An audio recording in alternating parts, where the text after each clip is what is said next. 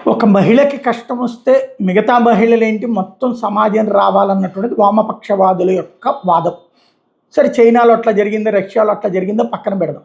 ఇప్పుడు ఈ మధ్యకాలంలో ఎలా తయారైందంటే వామపక్షవాద జర్నలిస్టుల యొక్క భావాల్ని జనం పట్టించుకోవట్లేదు కాబట్టి, దాన్ని నిలదీస్తున్నారు కాబట్టి ఇతర జర్నలిస్టులు ఇప్పుడు జాతీయవాద జర్నలిస్టుల మీదన ఏకంగా లైంగిక దాడులకే పాల్పడుతున్నారు. ఇప్పుడు కొంతమంది జాతీయవాద అమ్మాయిల మీదన కంప్లైంట్ల మీద కంప్లైంట్ ఇస్తారు ఇక్కడ వామపక్ష భావజాలకి జర్నలిస్టులు. అదే సందర్భంలో వీళ్ళు అవకాశం దొరకగానే ఎట్లాంటి దౌర్భాగ్యానికి దిగజారుతారో చూడండి. మహిళా జర్నలిస్టుని మిగతా 60 మంది వీళ్ళందరూ కూడా వామపక్ష భావజాలకి అమ్మాయి బట్టలు ఉడదీయాలని చెప్పి గొడవకు దిగుతున్నారు, కొడుతున్నారు, అమ్మాయి మీద పడి దాడి చేశారు. మొన్న అమ్మాయిని దాడి చేయించారు, మగాళ్ళతో దాడి చేయించారు వీళ్ళు. దీన్ని ఒక్క వామపక్ష భావజాలకి జర్నలిస్ట్ కూడా ఖండించలేదు.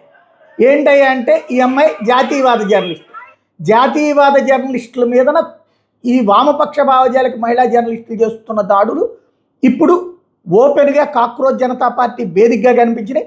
రుచి తివారీ మీద చేసినటువంటి అరాచకపు దాడికి సజీవ సాక్ష్యం.